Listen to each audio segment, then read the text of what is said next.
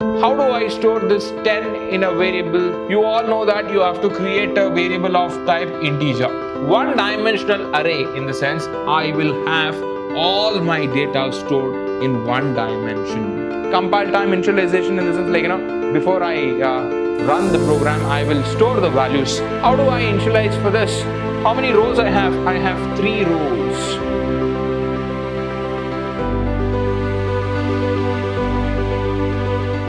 Hello everyone, I welcome all of you to the beautiful session on the topic array, strings and functions. My dear students, we are starting the first chapter or the first topic in the 3rd unit. So please make a note, we need to cover up. I mean to say that you need to cover up whatever I have done in the 1st unit and 2nd unit. So hope all of you have finished watching and you have understood whatever I have done in the 1st and 2nd unit. So keeping that in mind, all right, so let me start this session. This is going to be very, very important and interesting session for all of you. So I want all of you to have a notepad next to you before I start the session for all of you. All right, so what is that I have in this session? So please make a note of it. This is what you are going to learn. In this session, I will be mainly discussing about what exactly arrays is all about. What exactly arrays is all about. That is the first thing that I will be discussing. The second important thing is different types of arrays. So when it comes to that, so I have single dimensional array, I have 2-dimensional array, and also I have multi-dimensional array. All right. So all these things I will be discussing in today's session with an example. How do I deal with arrays? Why should I use these arrays? And how do I initialize the values to the arrays is what, in fact, I will be discussing with all of you. If you watch this session, the complete concepts of arrays will be yours. So fine, without wasting much of your time, let me get into the session with a smile. All right, so what is the first thing that I have? What exactly array is all about? Oh, array, in the sense, no, that is not in the world, like, to call a person who is standing there. So no, that is not the definition. So guys, let's understand the concept of arrays. So find what exactly arrays is all about. I have a doubt why they have this topic, why should I have this topic? I started asking questions for myself, then I got a solution. So let me tell you that, all right? So please understand, I need to store a value, right? So I need to store a value. Say for example, I need to store 10, okay? So fine, how do I store this 10 in a variable? All right, so you all know that you have to create a variable of type integer. You have to know that. No, you all know that you have to create a variable of type integer. So fine, this variable plays a vital role in storing this value. Yes or no? Yes. In the same way, I have a doubt or I need to store one more value. Okay, how do I store? So fine, I need to store 20 also. Okay, how do you store? Sir, it is very simple, sir. You create one more variable. So fine, you are creating one more variable of same type. So again, B is also of type int. But now my question to all of you is, listen to this question carefully. I will repeat this example one more time. I need to store integer value or any type of value. Say for example, one value is what I will consider now. I need to store this value. How do I store?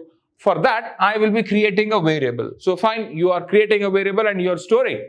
But I need to store one more value. What is that you're doing? So you are creating one more variable and you're storing. I need to store one more value. How do you do it? So you will create one more variable and you will store it. But now, my question to all of you is, I need to store all these values in one single variable. How do I do that? I don't want to create n number of variables like this, A, B, C. I just want only one variable which can hold all my values. How do I do that? So what is the solution for this? So when I start thinking, okay, so we have a concept called arrays. We have a concept called arrays. What exactly arrays is all about? So arrays, in the sense, please understand, so you have the memory location. For normal variable, the memory location is like this. If I create array, the memory location is like this. So by looking at this, you will be able to tell me, okay, so the memory location will looks like this. So what exactly is this? If you just look at this, what you will understand, yes, of course, I will be able to store multiple values. Say, for example, I have 10 here, I will store 10. I have 20 here, I will store 20. I have 20 here, I'll store 20. If you want, store 30, 40, whatever you want, you can keep storing. But what is the name of this array? I will just give A. So I don't have to give the name for each and every value whatever I have. I don't have to create the variable for each and every value what I have. So that is the advantage that I will have if I have the arrays. This is the most important point. This is the most important fact that you should understand when I'm discussing the arrays. So this is how the arrays will look like. First point.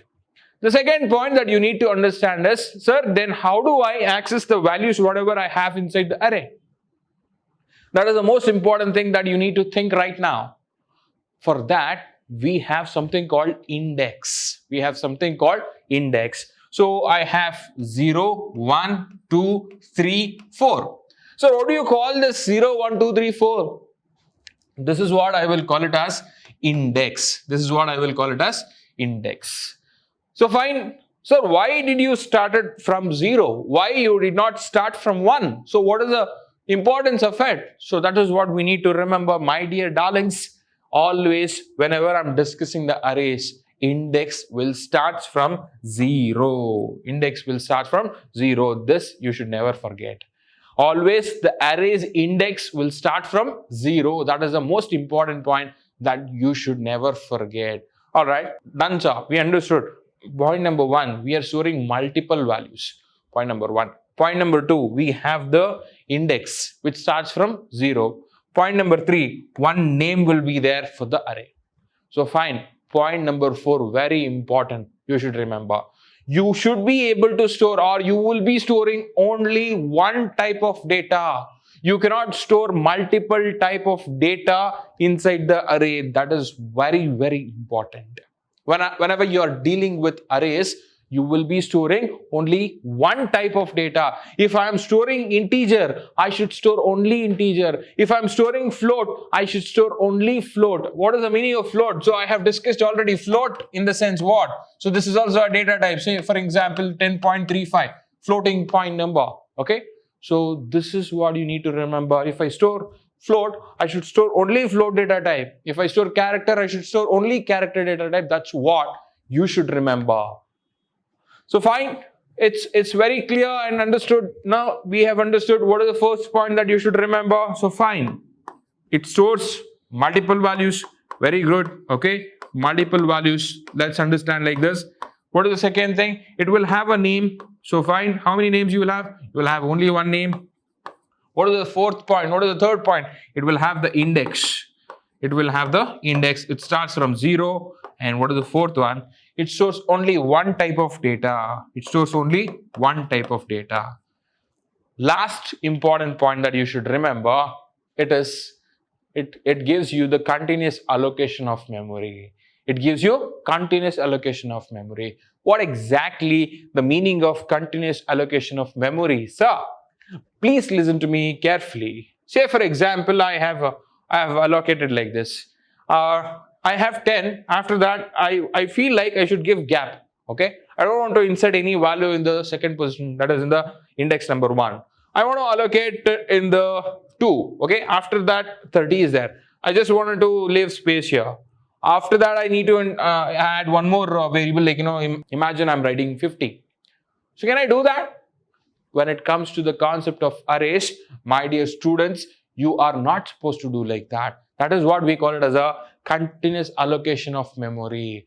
One after the other, you have to insert the values. You cannot leave the space blank in between the values. That is most important that you need to remember whenever we are discussing the arrays. These concepts are more important to understand the basics of arrays, what exactly arrays is all about. So if you understand this, you are done and over with the basic concepts of arrays is what I would like to tell you at this point of time. So fine, let's understand this in a detailed way, okay, what exactly that we have in the arrays. Arrays is used to store a collection of data, but it is often more useful to think of an array a collection of variables of same type is what we have discussed already. So we are done with this point. Let me click the pen. All right. Array is a collection of similar data type. We have also discussed with this in it is a continuous allocation of memory. All right. So array can be a single dimensional or multi-dimensional. All right. So this is a very important topic. Okay. So I have already discussed in the beginning of the class, arrays will have a different types. It can be of single dimension, it can be of multi-dimension, it can be of 2 dimension. So what exactly this dimension is all about? I will be discussing that with an example in the coming slides. Stay tuned. So moving on to the next topic that I have. So what is that I have? Let me start with the basics of array, that is one-dimensional array. What exactly one-dimensional array is all about? So please understand and listen to me carefully. So guys, one-dimensional array in the sense, say for example, I will have all my data stored in one dimension. All right. So this is an example that I can give you for one-dimensional array. So I think I have already explained. So if I write like this, this will be the name. Okay. Let me just write it. All right. 10, 20, 30, 40, and 50. So now let's understand this very clearly. This is what I will call it as a name of the array. This is what I will call it as a name of the array. So fine. So we understood what exactly the name of the array will be. All right. So this, whatever I have here. All right. So this is what I will call it as a values that I have stored. Okay. This is what I will call it as a values that I have stored. So fine. So whatever I have here. All right. So all these things. So this is what I will call it as an index. This is what I will call it as an index. So how do I access the element what I have in the, how do I access 20 here? So please remember, I have to write the name of the array. So what is the name of the array? A. So after that, I have to write the square brackets. I have to write the square brackets open. So please understand. So I have this 20 in the index 1. Suppose if I write a of 1, so it means to say that, okay, whatever the value that I have in this location, so that is what I will be able to access.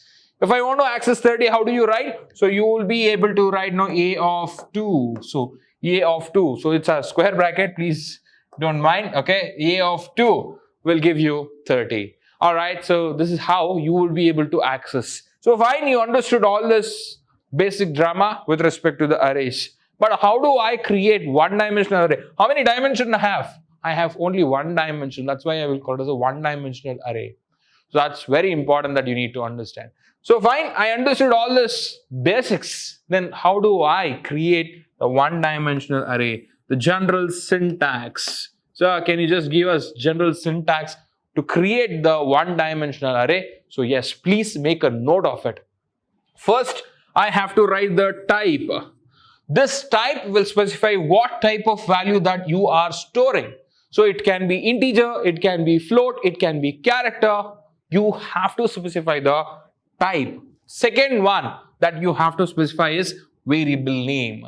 So here, whatever the array name that we have, that is what we call it as a variable name. Then here you will specify within the square brackets. You should never forget to write the square brackets, my dear students. So please make sure that you will write the square brackets. Within that, you will mention the size of the array. Size of the arrays will be based on the number of elements that you will be storing. All right. So this is what you have to remember. So can you just show us how to create the array? So please listen to me. First, I will write int. So int a of 10. Okay, int a of 10. So now, can you tell me the different parts that I have in this syntax? Yes, sir. The first one that I have is type. So this is what I will call it as a type. So please observe. Type in the sense data type. So what type of elements that I have to write inside this array is what I'm specifying it as a type. So fine. So what is the next one that I have? This is the variable name. This is a variable name. All right. So you have the open parenthesis, open square bracket, and square brackets closed. What is this? This is the size. This is the size. This is how you will declare one-dimensional array. This is how you will declare one-dimensional array. So once I'm done with this theory concepts, I think I have one more session after this. So once I'm done with this, I will explain practically, I will show you with the Turbo C how exactly this array is created. We are trying to create the array, how exactly it is behaving. I will show you with the program execution. You don't have to worry. So, but make sure that you know the theory concepts very well. Alright? So fine. So hope you understood the one-dimensional array. How do I create it? So fine. So what is the next one that I have? Please make a note of it. Declaration of one-dimensional array. So fine, we have understood that very clearly. So this is an example that we have. So we have data type, and this is the array name, and this is the size that we are allocating. This is the general syntax that you have to remember. So fine, what next we have? Compile time initialization. Compile time initialization in the sense, like, before I run the program, I will store the values. I had written something like this, right? So I had written something like this, okay? So before I execute the program, all right, so I can also store the values inside the arrays. How? I will be using the flower brackets. I'll be using the flower brackets, and I'll be using the values which is separated by comma. So how many values? After writing like this, my array will look like this. What is the name of the array? Array is the name of the array, all right? So fine, beautiful. All right, 1, 2, 3. How many values I have? 0, 1, 2, 3, 4. All right, so I have to write 4. So if I ask you a question, how many values I have? So you have to tell me 1, 2, 3, 4, 5. So you should tell me 5. So values, please make a note of it. Number of values is entirely different from the index. Index always starts from 0, but number of values will not start from 0. It will start from 1. So there is a difference. I repeat my question. Number of values, you will count 1, 2, 3, 4, 5. That is different, and the index is different. Always index starts from 0. So fine. So what is that you have in the 0th index? 20, and you have 60, you have 90, you have 100, and you have 20. Okay, this is how it looks. All right, so this is the name of the array, this is the index, and this is the elements that I have. So how do I initialize? I will be using the flower bracket. So is equal to whatever the values that I have, I will be assigning it to the array. So this is how I will be initializing during the compile time. I can also read the values from the user during the execution time. How do I do that, and what do I call that as? So I will call that as runtime initialization. Please make a note of it. Runtime initialization. You all know that how to read the value from the user, right? So let's understand what is the syntax for that. So you all know that we need to use scanf to read the value from the user. Yes, of course.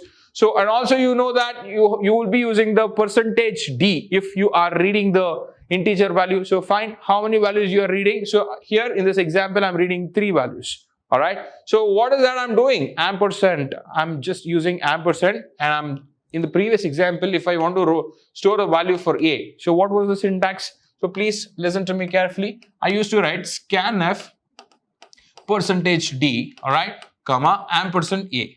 This is what I was writing, right? So at the end, semicolon, termination of the statement. So fine. What exactly ampersand? Address of a. Where exactly I should store the value is what I was specifying. In the same way, here, address of x of 0. X of 0. What is the meaning of it? So the name of the array that they have created like this. Okay, something like this. In this, okay, so array will look like this. All right, so 0, 1, 2, 3. Let's imagine like this. So this is x. So they wanted to store the first value, whatever you are trying to enter, that is integer value, okay? First location, ampersand 0. Okay, so guys, this location, let's imagine I'm entering 10. Okay, first value that I'm entering is 10. I will store it here. Why? Because the index is 0. Please understand, index is 0. It is storing it in the first location. Imagine I'm entering 20 again. Okay, so second value 20. So where should I store this? I should store in this location. So ampersand x of 1, Ampersand x of 1, what is that I have to store? 20, I have to store it in ampersand x of 1. Ampersand x in the sense address of x. So I will reach here with the help of address. So find x of 1 in the sense this one, I will store 20. Next, I have one more variable of what type? Integer. Again, so integer I will be storing in the location ampersand x of 2. So x of 2, let's imagine 30. So 30 should be stored where? Ampersand x of 2. So fine, I'll reach x. Then after that, I'll reach 2. So in this location, I will store 30. So this is how I will be storing the value which is read or entered by the user dynamically during the execution time. This is what I will call it as a runtime initialization. Make a note of it. I will discuss this in the practical session. All right. So fine. I have the next one, that is two-dimensional array. What do I have? I have two-dimensional array. So fine, it's very simple. If you have understood one-dimensional array, it's very, very simple that to understand two-dimensional array. What exactly two-dimensional array? So fine, let's discuss again with respect to one-dimensional before I go to this complex thing. Let me make it very simple for you. How do I declare one-dimensional array? So fine, first you will write the type, that is int. All right. So fine, I've written that. Next, you have to write the name. So fine, you have written that. All right. So next thing, now you need to listen to me carefully. So sir, you used to write the size, right? Okay. Let's imagine 10. This is what you used to write. What exactly it is, sir? So this is what I will call it as a row. This is what I will call it as a row. But when it comes to two dimension, okay, so two dimension, one dimension is something like this. This is what I will call it as a row. But I need two dimension, something like this. All right, so in the form of table, in the form of matrix. So what is this? I will call this as column. Whatever I have this column, all right. So call all these things, I will call it as a column. Please understand, all right. If you check like this, this is what I will call it as a column. If you do like this, horizontal is what I will call it as a row. So fine, now I have to specify the size for both row as well as column. Row as well as column, please understand. So now I will write, instead of, this is for one dimension. Okay, when it comes to two dimension, a of 10 comma 10, all right, or 20. So what is this? I'm specifying the size of both. I'm specifying the size of both row as well as column. Both row as well as column is what you have to remember. That's very, very important. That's very, very important. So this is what we are trying to specify with the two dimension. I will be specifying both row as well as column. I will be specifying both row as well as column. That's what you need to remember. So now, which one is row, which one is column now? That's a very important thing that we need to understand. So this first one, whatever we have, this is row and this is column. Say for example, let me write like this. Okay, int a of 2 of 3. If I write like this, what is the meaning? So I will have two rows. So let me just write 2 rows now. So fine, I have written 2 rows. How many columns I should have? I will have 3 columns. This is 1, this is 2, and this is 3. This is what you need to understand with respect to two-dimensional array. This is what you need to remember with respect to two-dimensional array. So to understand this concept, we have a program called matrix program. So let us discuss that program in detail in our practical session, which will give you more idea about how exactly this two-dimensional array is working. So fine. So guys, this is what you have to remember with respect to two-dimensional array. So they have given row into column. Row into column in the sense like, if I multiply row into column, how many elements I will be able to store? So for example, I have 2 rows and 3 columns. 2 3s are 6. So please observe 1, 2, 3, 4, 5, 6. 6 elements I will be able to store. That's what they are trying to explain here. That's what you need to remember. So fine, what is the syntax to declare two-dimensional array? So it's very simple. So first you will write the type, that is what I will call it as a data type, and then you will write the variable name or array name. Then after that, row size you will specify and column size you will specify. That's very, very important. At the end, you will specify the semicolon. This is very important. I want all of you to write down this. All right, this is how we create the two-dimensional array. So fine, we'll have an example, we'll have an explanation for this again in the practical session. All right, so fine, moving on to the next one. How do we initialize? So we initialize the value for the single dimension array, right? So with a flower bracket open and close, the same way I just initialized like this. How many rows I have? I have 2 rows. In the previous example, I had only 1 row, say for example, int a. So how do I initialize for this?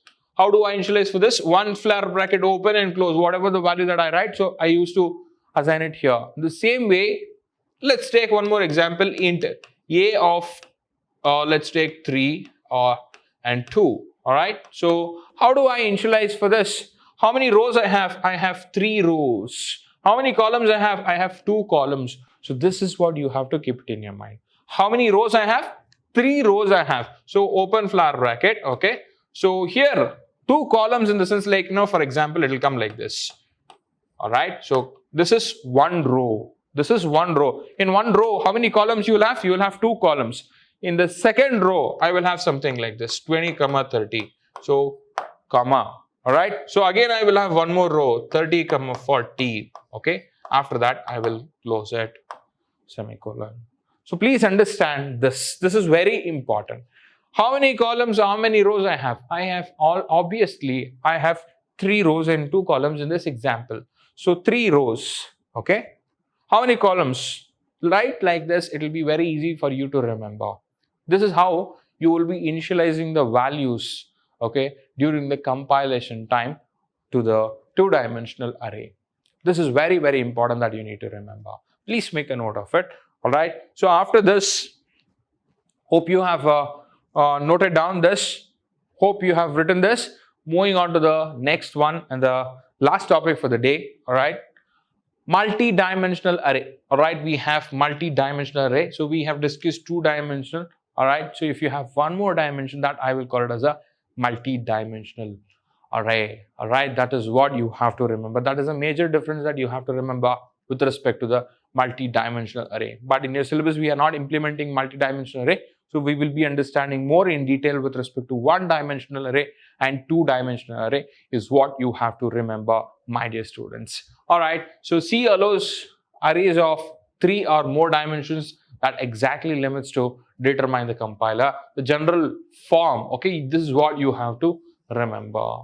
So you can create n-dimensional arrays by specifying the size in this manner, okay. This gives you the 3 different types of arrays: 1 dimension, 2 dimension, and multi-dimension. This is what you have to remember from this session. All right. So my dear students, I will be explaining all these concepts practically, how to implement this in the practical session. So stay tuned, take care. I will see you in my next session. Bye-bye.